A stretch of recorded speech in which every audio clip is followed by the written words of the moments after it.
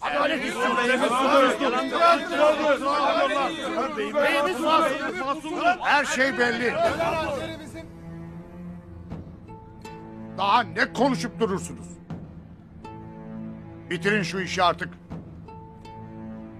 En iyi adalet tez gelen adalettir.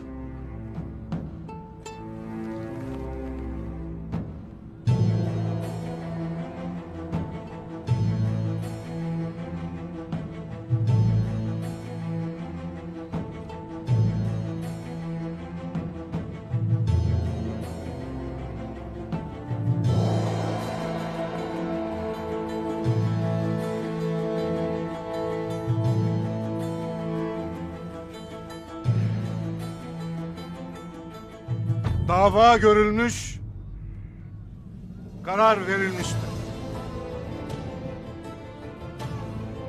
Süleyman Şah oğlu Ertuğrul. Ertokuş Bey ve komutasındaki askerlere pusu kurmak suretiyle katletmekte.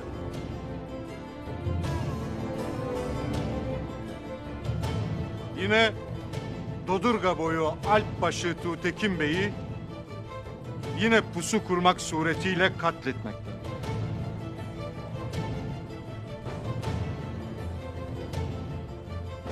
Ve nihayet bu pusudan sağ olarak kurtulan Dodurga boyu Alplerinden Kocabaş olarak da bilinen Alp'in başını keserek öldürmesinden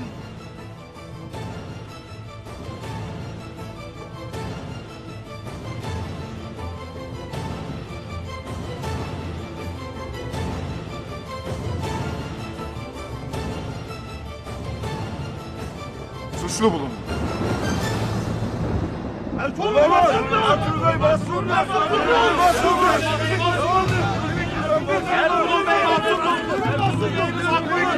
Ertuğrul Bey masumdur. Durun masumdur. Yapmayın, Ertuğrul Bey masumdur. Kesin sesinizi. Yeter.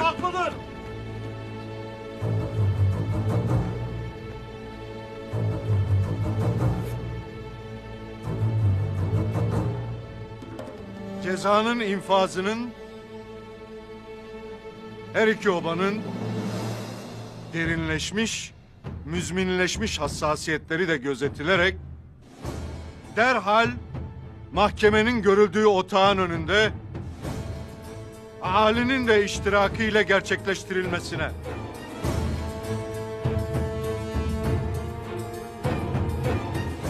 infazın kısas hakkı olan Korkut Bey tarafından kılıç kullanarak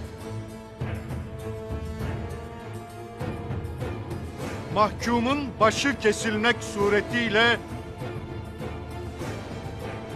gerçekleştirilmesine karar verildi. Hayır! Hayır! Hayır! Yapmayın, Ertuğrul Bey masumdur. Olamaz. Olamaz.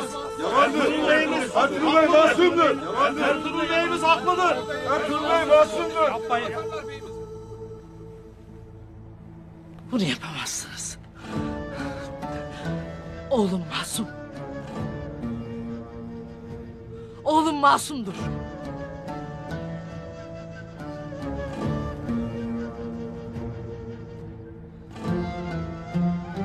Bir diyeceğin var mıdır Süleyman Şahoğlu Ertuğrul? Allah var, gam yok Gümüştekin.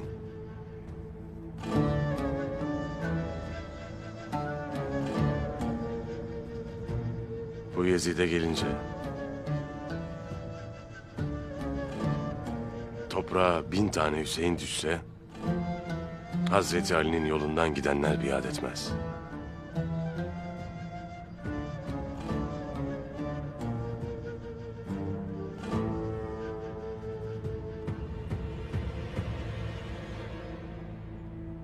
Mahkumu infaz için götürün.